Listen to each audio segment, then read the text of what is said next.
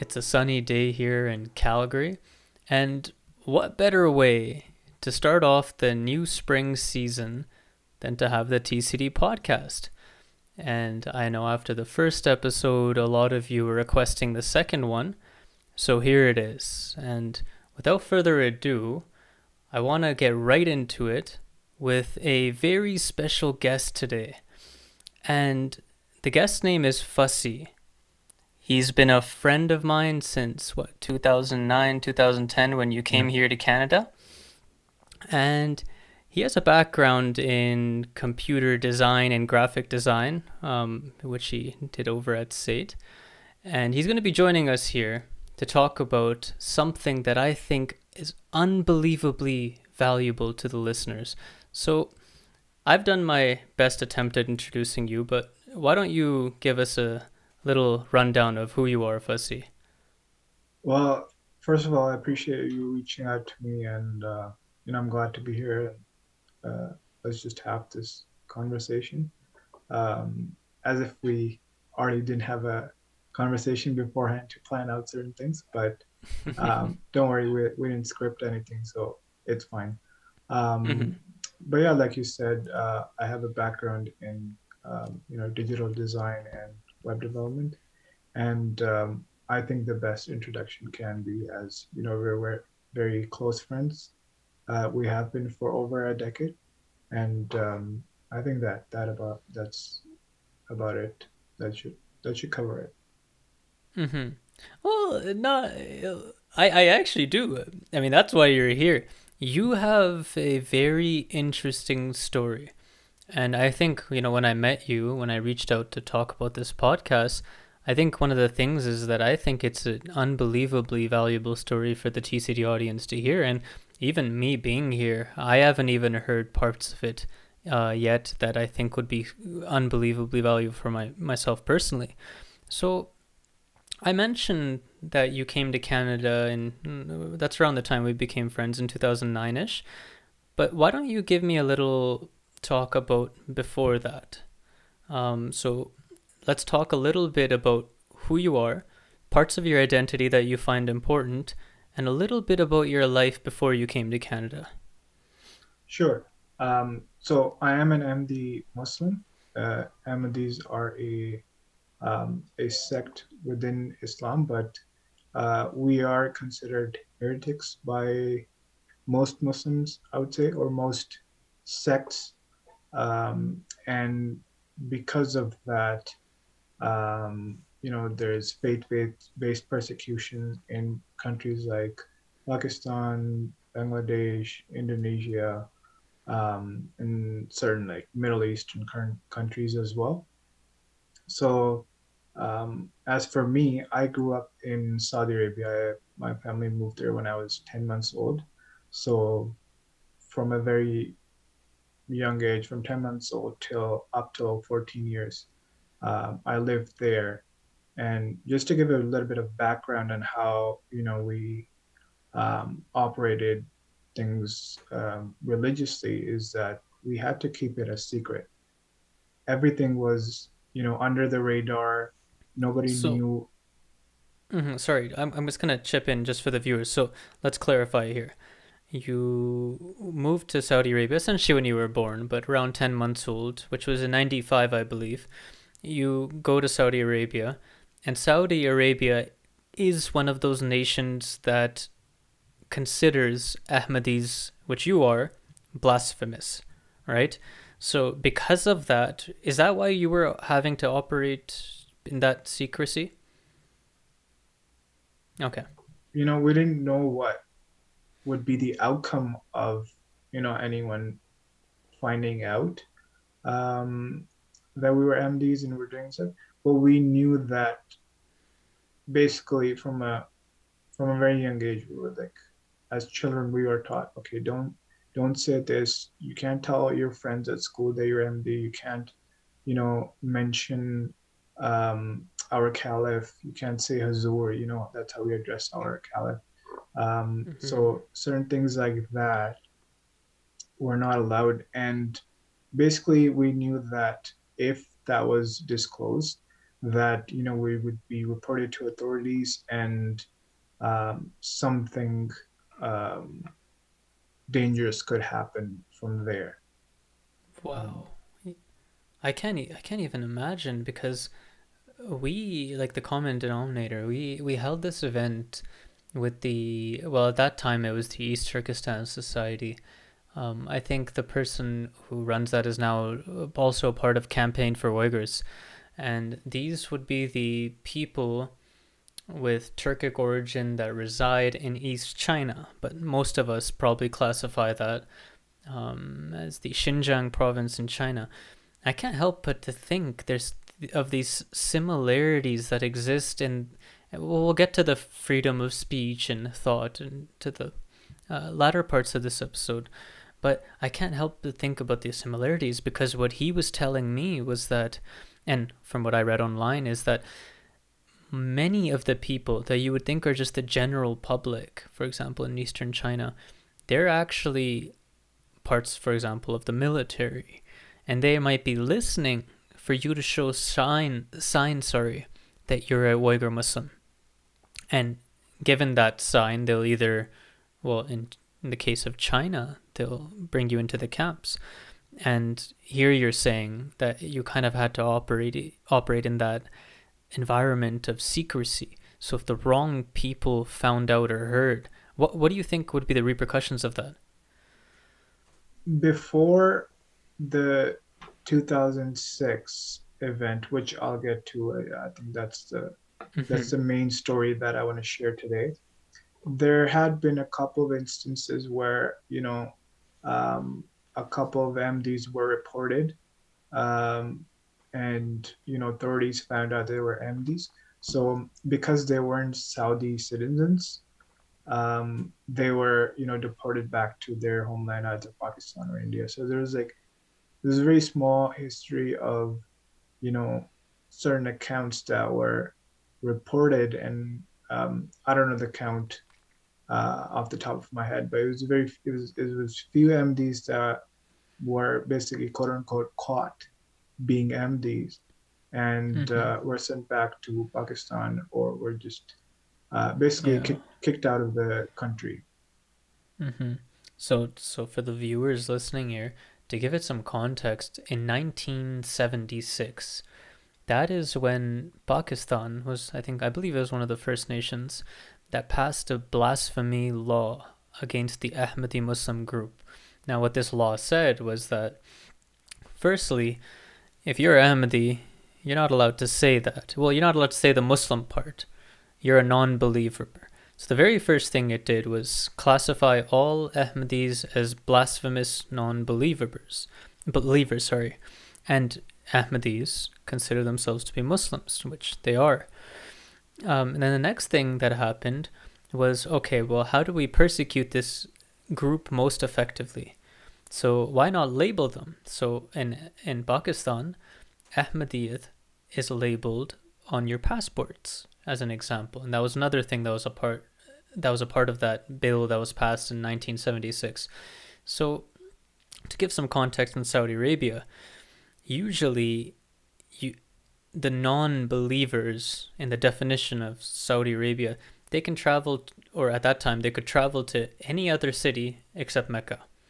Okay, but Ahmadis were the one exception. They weren't allowed in the nation, period. That's how much hatred Saudi Arabia and other Muslim nations had for this tiny minority persecuted group, which, I mean, the motto, as far as I understand, for the Ahmadi community is love for all, hatred for none. And, you know, it's very interesting to think of it that way. But I'll let you continue. I just thought that would be an interesting little infographic for the audience. Absolutely, I appreciate you giving more context to things, and I think it really puts things in perspective.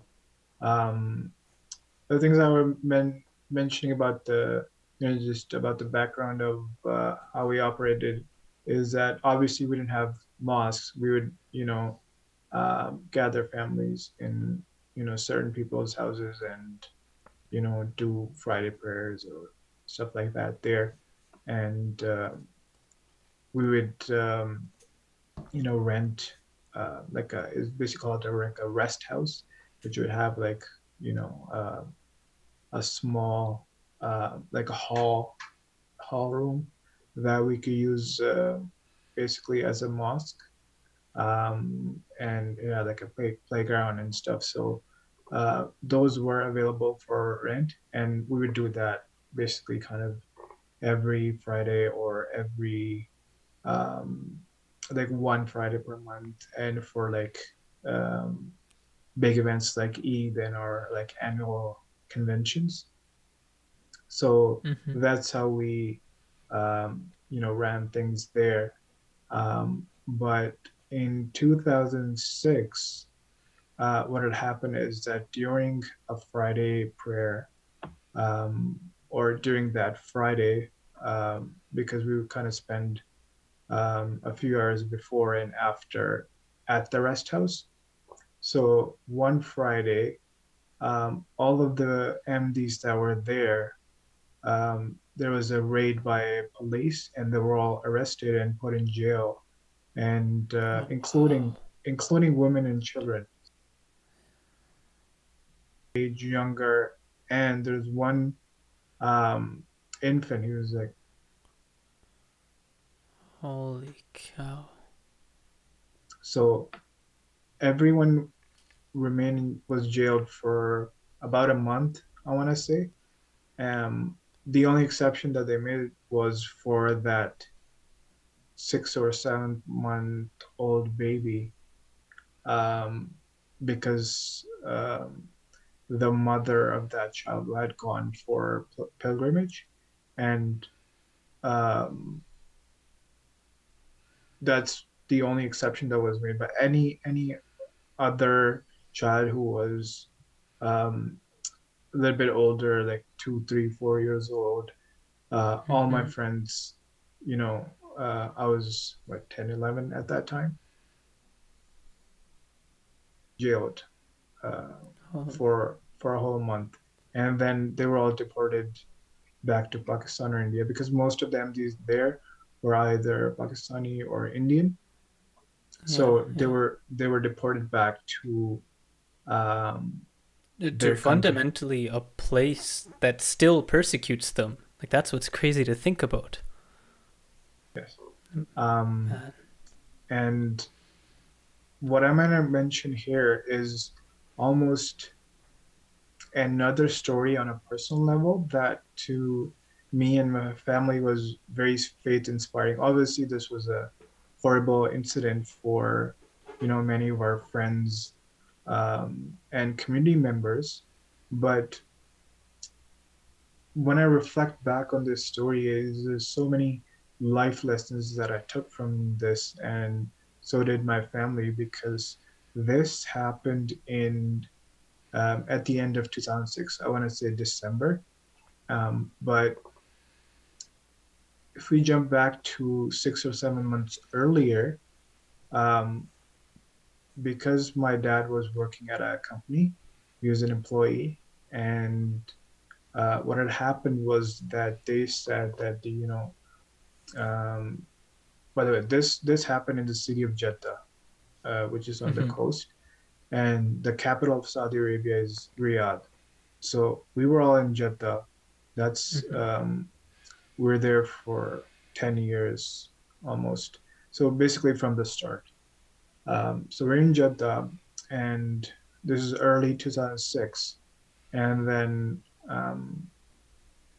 my dad's company tells him that they want to transfer his job. Um, they want to relocate him to Riyadh, and our initial reaction was, we were really bummed out, because um, Mm-hmm. all our friends and community members that we were really close to and had known for so many years were all there in Jeddah, and Jeddah as a city was just so much nicer and um, diverse in a way, and as compared to Riyadh, right? It's like Yeah. if we were told, like, you had to move to Edmonton. Oh, fighting for my life. Yeah. I mean, no offense to Edmontonians out there, but you know how it is. Um, so, anyways, our initial reaction was we were really bummed out, and but the one thing um, my mom kept, instilling in me and us as a family that because obviously we were, faith was something very important to us. So, prayers Yeah. and stuff like that was a regular practice in our house. So one thing my mom instilled in us is that, we should pray for whatever is best, right? Even though this this isn't what we want, and it's not the desirable uh, future as it seems like for us, we should still pray for whatever's best. And Mm-hmm. even though, like I know personally, when I was praying for stuff like this, I still had the desire to stay in Jeddah, um, but I still ended up, praying for whatever's best.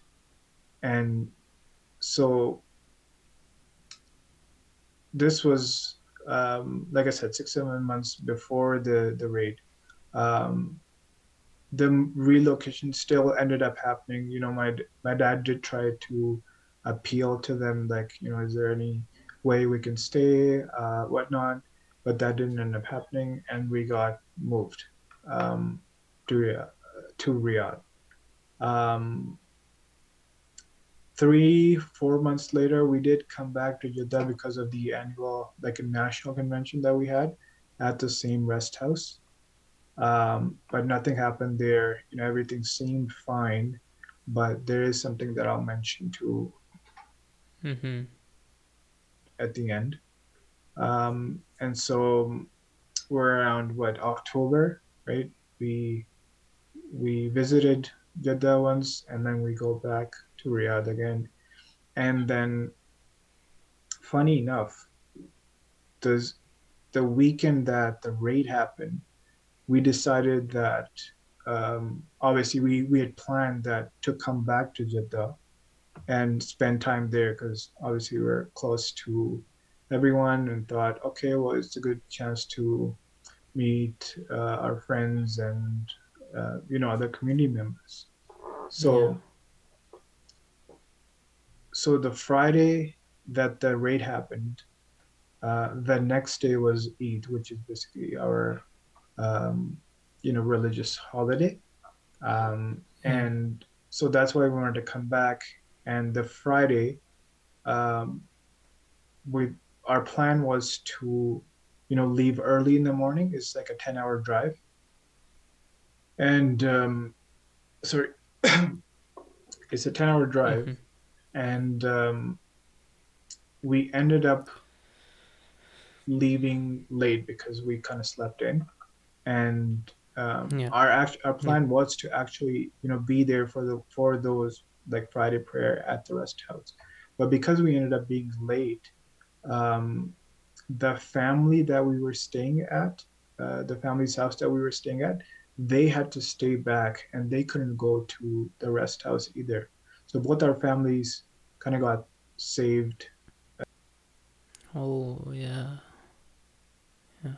Um, and um, we, while, like, as we were, entering the city, my dad decided to, call a couple people who were, basically kind of organizers, like part of the organizing committee at the rest house, just to check in on them and, um, just let them know that, he'll be coming soon. And so obviously no one picked up because the police had already arrested them and they had confiscated their phones and everything. So, but we didn't know that at this point. Um, my dad's plan was to, okay, he'll drop us off at the family's house. He'll have like a quick lunch, and then he'll go visit them, right, at the rest house. So my dad has his lunch. We have lunch together, And then because he was tired from the drive, he just kind of closed his eyes for a bit, kind of took like a short nap, and then he ended up, falling asleep. And at that point, it was too late to go anyways. So, Yeah, wow. um, time as well. And so Hmm. the way we find out is that a couple hours go by, and um, the wife of some person who was at like the rest house Yeah. had snuck into the washroom and called and let his wife know that there's police, they arrested us, and like we don't know what's gonna happen, right? So that's how the news got like reached out to us and all the community members that didn't go to the rest house that day. And I think it ended up being um, like the attendance that day ended up being um, lower because Eid was next day, and so um, not as much community members were there. So there was around 70-ish, I want to say, that were there for that on Friday. Yeah. And so um, as soon as we found out, obviously we had to make calls to community members within the city to not come to Eid the next day because something had happened. Obviously we couldn't discuss over the phone the details of what it was, but basically it was kind of a panic situation. um, we didn't know like what was going to happen to Yeah. the country. So we end up leaving. um, by the way, feel free to cut me off if the timeline doesn't. Oh, no, no, no. So, no, I think it's been relatively straightforward so far. I'm just interested, like that time when you, as what you were 10, 11 years old, Yeah. what went through your head, like at that time? Because you clearly had made friends that were a part of that rest house that got arrested, and you barely escaped that situation yourself. And you also mentioned that prior to this whole thing, your mom was encouraging you to pray and keep an optimistic outlook about the future because of that. So, in a circumstance like this, what was kind of going through your head? So initial reaction was, I was very scared. Like Mm-hmm. I for sure thought, like even our family thought, okay, we're gonna be next. They're gonna start going around houses and start arresting people, and that is what ended up happening. Um, and I'll continue with the Yeah, yeah. timeline. Is that so? The family's house that we were staying at, right? Mm-hmm. We leave that house and we go back to Riyadh. Um, and 2 days later, we get a call from the daughter of you know the uncle's house that we were staying at, Mm-hmm. and she was screaming on the phone that they got her dad. Like they came to their house and arrested the dad and the son.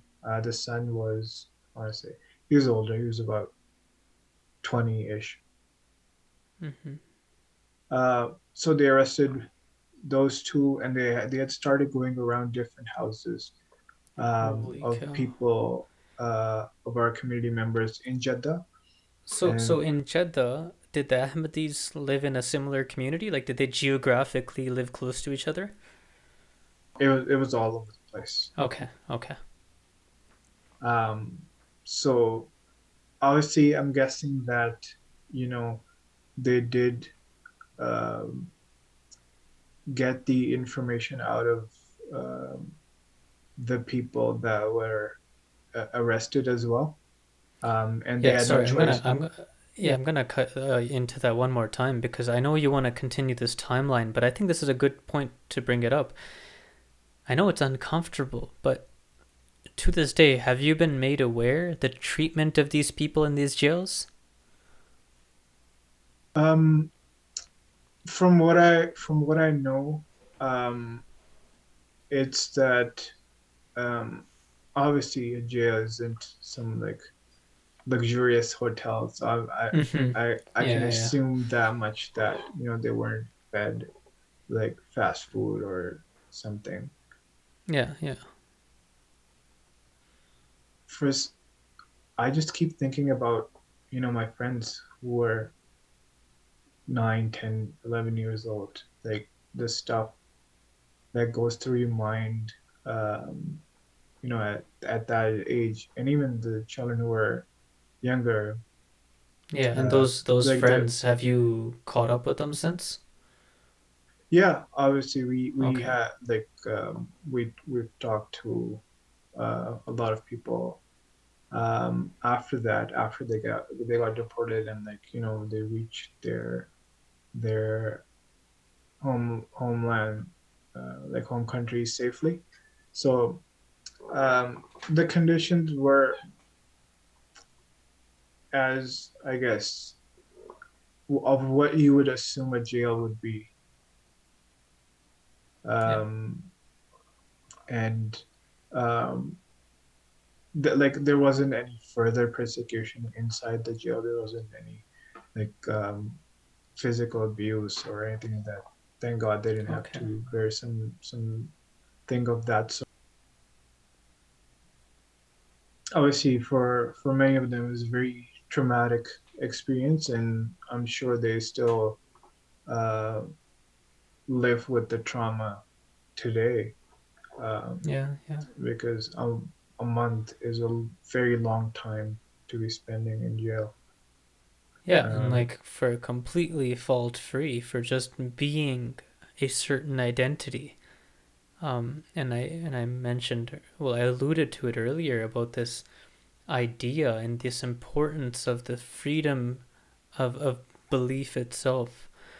But well, I guess for now, I'll keep going through that timeline, and we'll come back to that idea in a second. Okay? yeah, sure. And I do want to mention here is that so the authorities at that time, framed it as, because you are gathering and collecting donations, that is against the kingdom, and that is why you're being arrested. But we all knew Yeah. what the real cause was, right? Yeah, So, I don't think anyone will give the Saudi Arabia government the benefit of the doubt when it comes to the treatment of Ahmadis. yeah, and So, especially yeah. when it comes to their explanations and Hmm. justifications. Um, Yeah. so um, so they arrest the people that we had stayed at their house for. So again, we were like, okay, that's another lucky escape that um, you know that had happened, and um, from there they actually started arresting a couple of people in Dammam, which was like a city that was further than Riyadh. So Riyadh is kind of in the middle, and Jeddah is on one coast, and Dammam is on the other coast. So Hmm. when that happened, we were like, okay, surely they're gonna start arresting everyone um, in Riyadh too. Uh, but thankfully they never got to anyone in Riyadh. And after that, things kind of went quiet, um, and obviously all our activities had shut down and they were kind of on pause.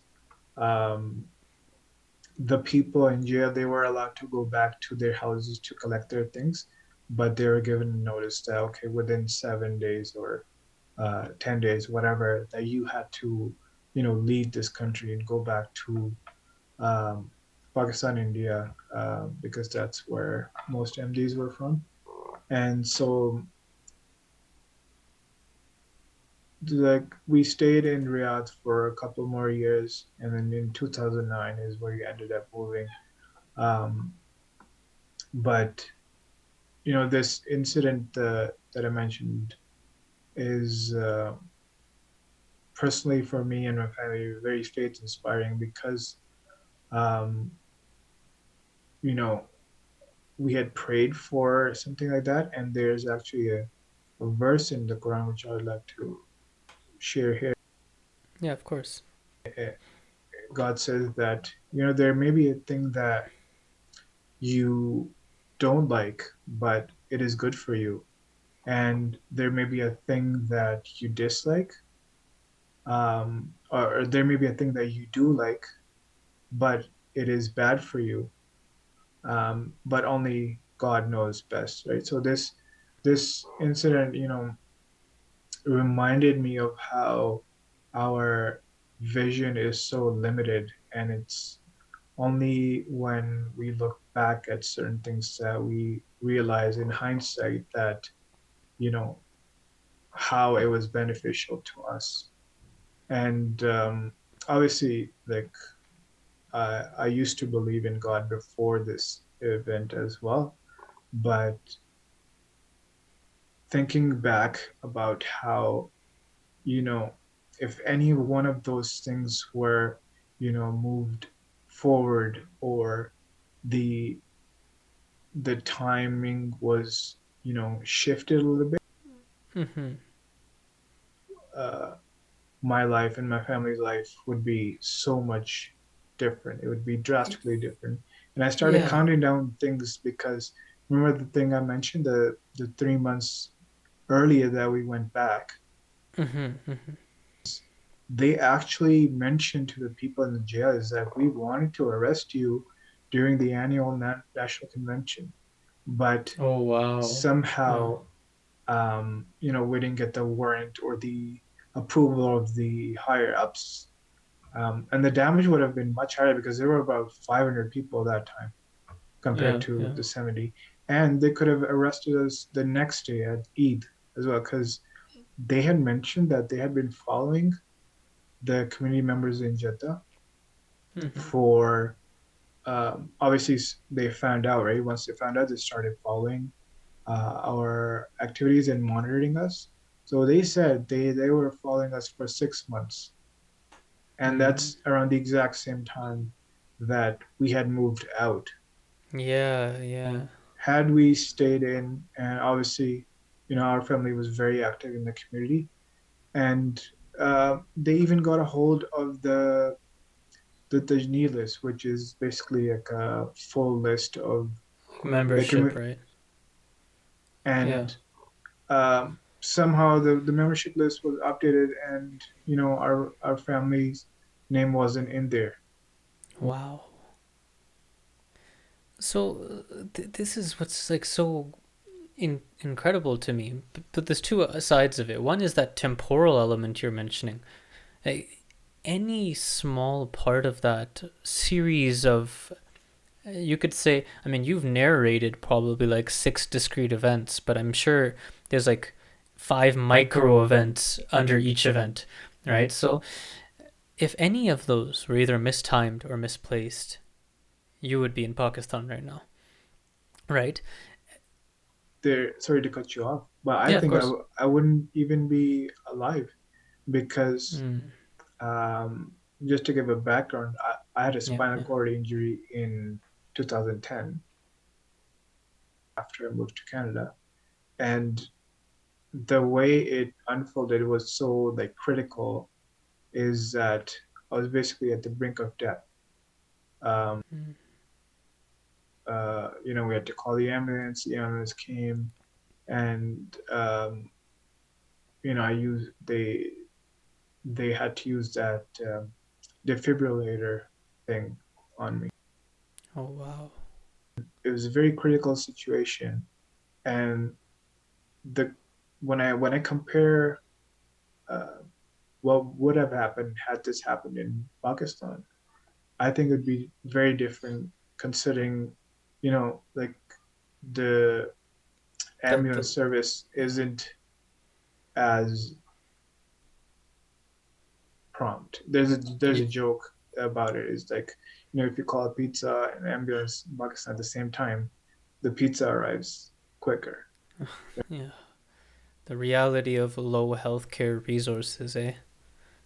And Yeah. even let's say I would have survived that, the ICU care, um, and the treatment that is needed, um, would be very highly unlikely that I would have been alive. And it's not the butterfly effect that it's known as. Like, it doesn't really affect. It doesn't just affect you. It affects your family, your friends, and so many other people. Because had any of those things been um, shifted, we wouldn't be having this conversation today. We would have never met, and any interaction Yeah. we've ever had with you or your brother or any people here would be non-existent. Yeah. So this is something that really, really This mind-boggling to me. it really does. Like, it's mind-boggling. And to give some context, Fasih and I were friends prior to this injury that he mentioned. And, so myself, my brother, and a couple of my cousins, maybe another friend as well. At that time, Cross Iron Mills was just built, and we were thinking, hey, it's a new mall, let's go check it out. And my brother and I, we got ready, and we were essentially just waiting for the go signal. And, like, someone will call us and tell us we're ready as well, and we can head out. So instead, we got a call, and we heard that Fussy had this injury. And it was during that acute period where the ambulance is there and we don't know what the heck is happening. So it's, I mean, putting that in perspective, and even just your narrative that you just talked about in like Jeddah, and I don't want to mispronounce the other city. What was the other city's name? Riyadh? That's a capital. Riyadh. So Okay. So what I find really interesting is this relentless positivity that you seem to have about everything. Because here's another perspective on what you're talking about. You said that, like, all of this, when you kind of look at this holistically, it's been faith inspiring. But by the same token, you were technically in that position because you were being persecuted because of your faith. So I'm really interested, firstly, on the dynamic of those two things existing at the same time. And it's not just you. Why is it that, like, in places where suffering, like the human suffering, whether it's mental or physical burden, those people are always seem to be very faith. It doesn't necessarily have to be organized religion, but it could be. But they're very faith-inspired people, and so I'm curious, like, about the nature of your optimism during these circumstances. I think that's a very good question. Because obviously you could look at it from an angle of resentment, and ask, okay, why is this happening to me? Why Mm-hmm. am I being put through this? But um, I've learned that there's a philosophy behind trials and tribulations, and the scale of each trial could be different for different people.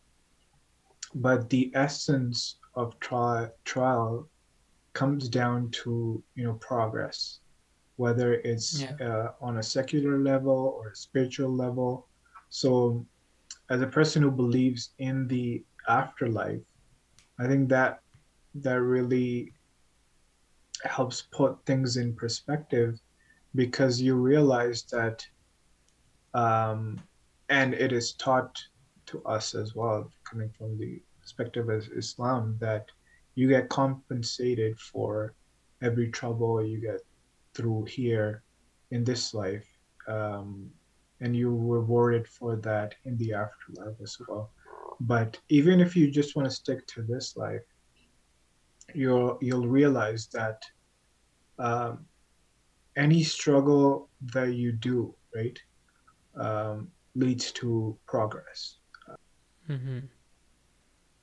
without going through some sort of struggle or a test or um, even some sort of suffering, right? So a person who Yeah. wants Yeah. to, you know, gain like muscle mass, he has to he has to suffer through, hours of working out, like um, doing, Mm-hmm. push-ups, squats, whatever exercises.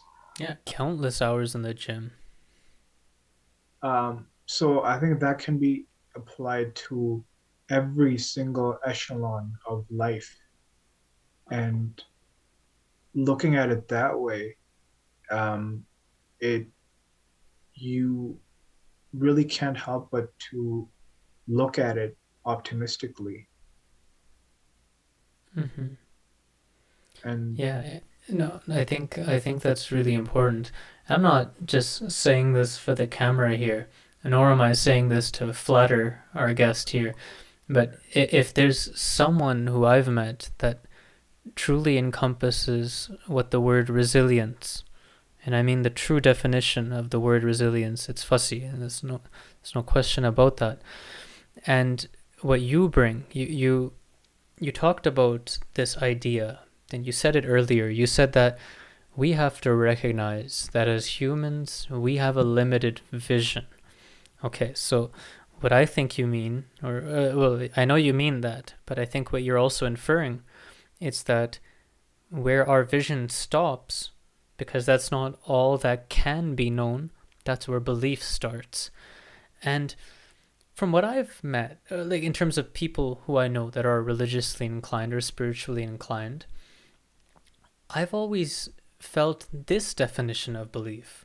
It's not the definition of the radical fundamentalist types of belief we see on the media. This is the reality for most people who follow a faith. They're generally optimistic, law abiding, peaceful, and like I just mentioned, like resilient people who think that this is their best way of reaching what might be truth to them, right? And I think that the reason I bring this up is because I think it's really important to conceptualize it that way, because on the West here, we seem to be growing in terms of our secular and religious divide, where I think that generally people have a very similar vision for how they want to lead their lives, or hypothetically, at the minimum, where they want to be, right? And in other parts of the world, we have different faiths who think that they're at odds with each other, right? And what's interesting is when you strip away and go into the fundamental structure of belief, it's very, very similar. And that's why the common denominator is really here, is because I think it's really important to remind people that we have more in common than what's different. I mean, our slogan is the common denominator is that we are human, right? And that's a good place to start, right? And we can build from there. So the reason I bring that up is the last thing I want to go into, because we are a little short on time here.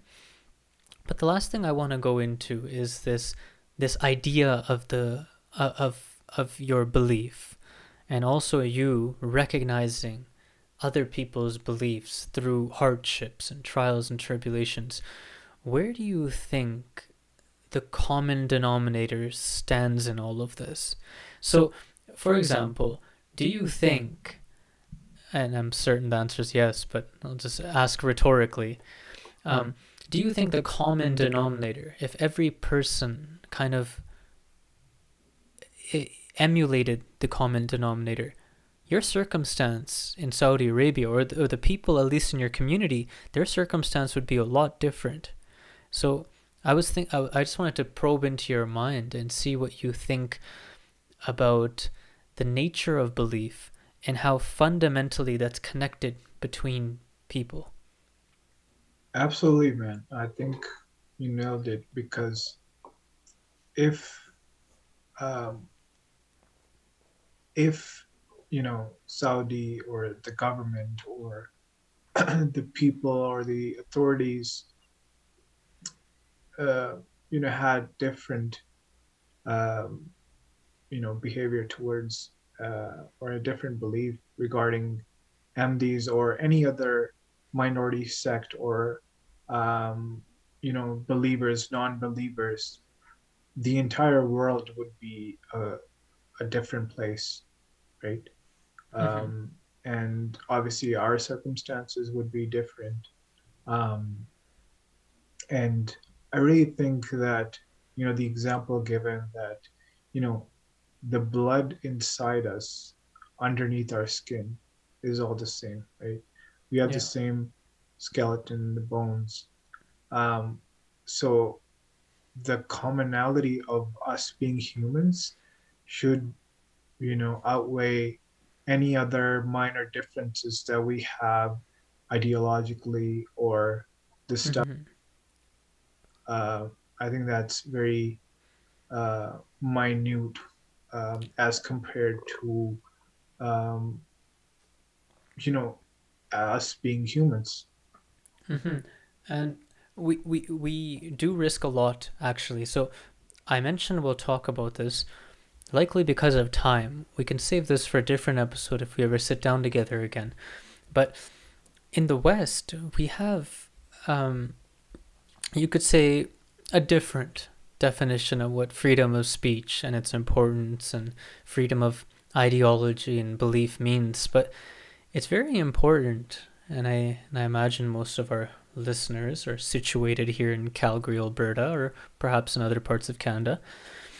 It's very important to conceptualize what it really means to other people and what the like if you devalue it and allow, for example, a state like Saudi Arabia to subjectively control it on their whim, the consequences of that is people being scared to live their fundamental reality because belief supersedes essentially and everything.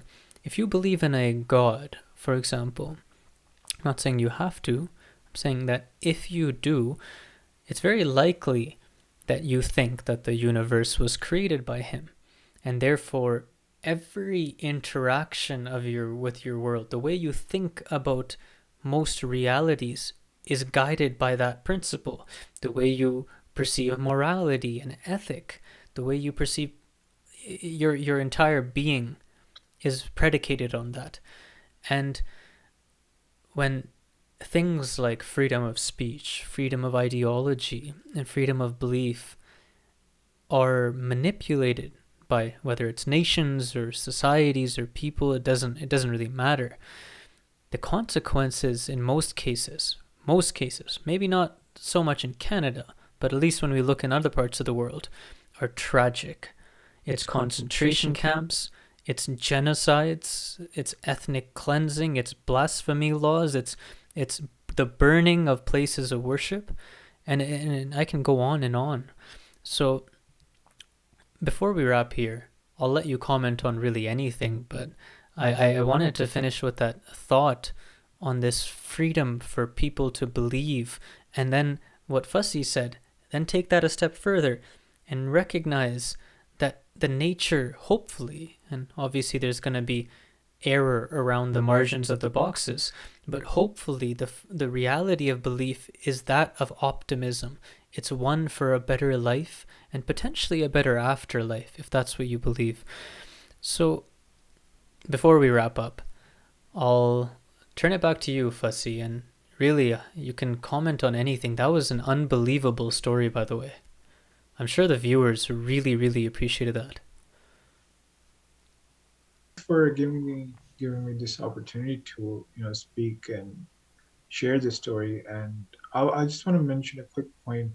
Mention about, the conversation on freedom of speech, and you nailed it. And I fully agree with you, because going back to the example of, you know Saudi Arabia, when you teach a child, you know don't say certain things, don't say this or that, and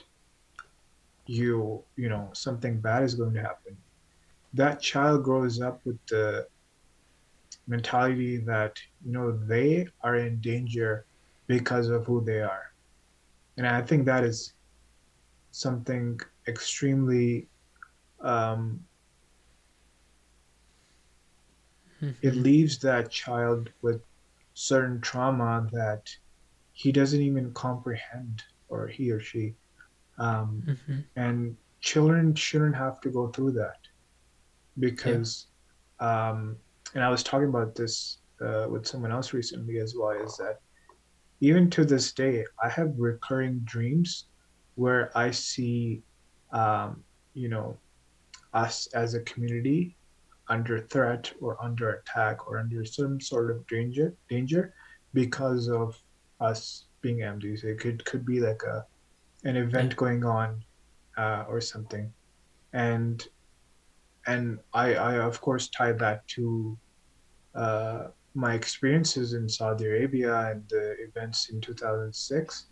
And so, if that can happen to me, I'm sure it can happen, and it does happen to countless other people.